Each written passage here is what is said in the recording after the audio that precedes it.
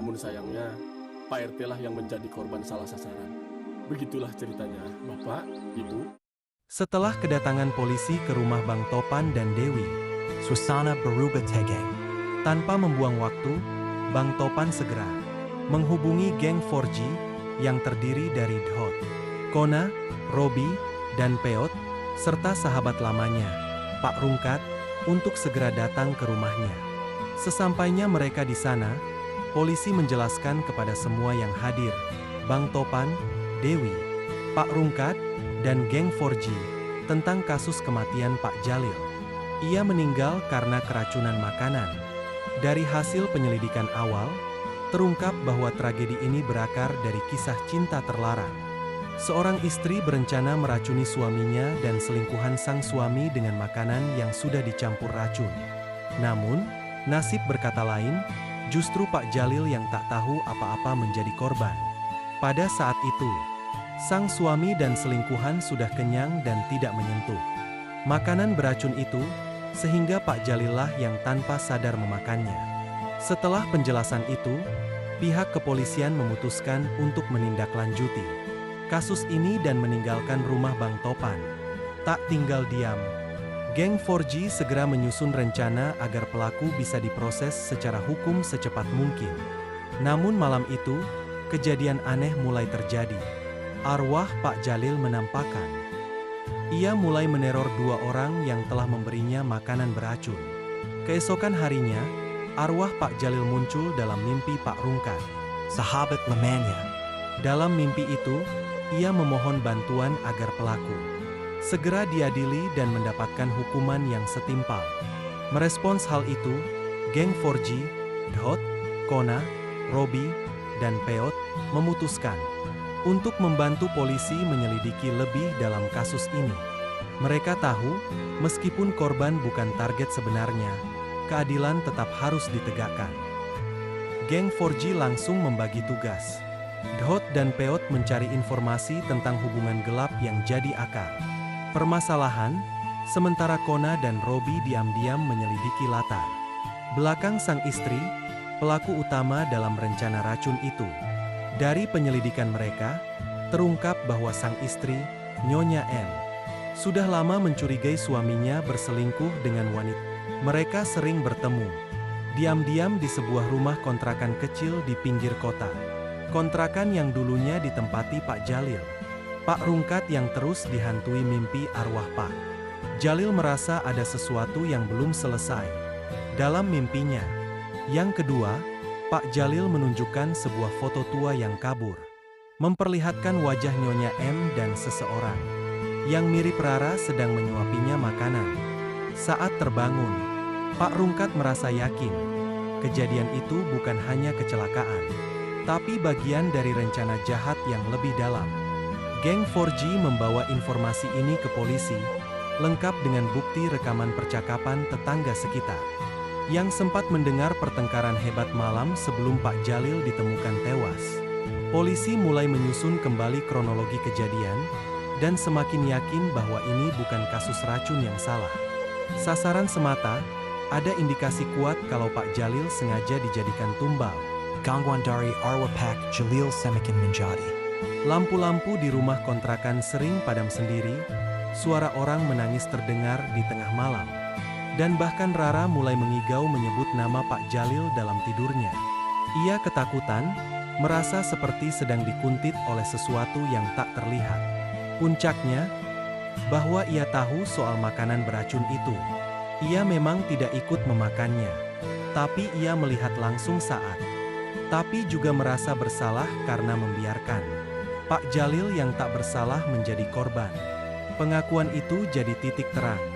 Polisi akhirnya menangkap Nyonya M atas dugaan percobaan pembunuhan dan pembunuhan tidak langsung terhadap Pak Jalil. Malam setelah penangkapan, Pak Rungkat bermimpi untuk ketiga kalinya.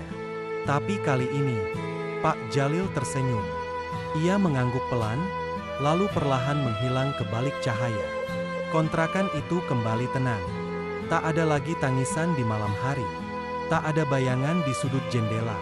Dan Gang 4G Pun Tahu, Ketelan. Akhirnya telah ditegakkan, meski datang lewat jalan yang tak biasa. Beberapa hari setelah penangkapan Nyonya M, suasana kembali tenang. Geng 4G kembali menjalani hari-hari seperti biasa, namun perasaan aneh masih menyelimuti mereka, terutama Pak Rungkat. Suatu malam, Pak Rungkat mendapatkan kunjungan dari seorang pria tua yang mengaku sebagai saudara jauh Pak Jalil. Namanya Pak Idrus. Dari Pak Jalil, isi kotak itu, sebuah buku catatan usang, dan selembar foto lama yang sudah menguning. Di dalam buku catatan itu, tertulis banyak hal tentang masa lalu Pak Jalil, tentang pekerjaannya sebagai pengurus kontrakan, hingga daftar penghuni yang pernah tinggal di sana. Tapi yang membuat semua tercengang, ada satu catatan terakhir, dengan tulisan yang jauh lebih baru dari tulisan lain. Aku tahu mereka akan membunuhku, tapi aku tidak takut. Aku hanya ingin kebenaran tetap hidup, meski tubuhku sudah tidak ada lagi. Geng 4G kembali berkumpul. Mereka mulai menyelidiki lebih dalam tentang masa lalu kontrakan itu. Dari catatan Pak Jalil, ditemukan nama seseorang yang pernah tinggal di kontrakan sebelum Nyonya M, seorang wanita bernama Lastri. Saat mereka mencoba mencari keberadaan Lastri, mereka malah menemukan kabar bahwa Lastri hilang secara misterius bertahun-tahun lalu, dan mayatnya tak pernah ditemukan. Sejak itu, aura kontrakan semakin berat. Orang-orang sekitar mulai mengeluh tentang bau anyir dan suara langkah kaki di malam hari. Bahkan seekor kucing hitam peliharaan tetangga ditemukan mati dengan posisi aneh, menghadap langsung. Kona, yang paling peka terhadap hal-hal gaib, mulai merasa bahwa kematian Pak Jalil bukan satu-satunya tragedi. Ada semacam kutukan yang melekat pada kontrakan. Itu, kutukan dari dendam-dendam yang tidak pernah terselesaikan. Suatu malam, Dhot mendapat mimpi yang aneh. Dalam mimpinya, ia melihat Lastri dan Pak Jalil berdiri berdampingan, memandanginya dari kejauhan.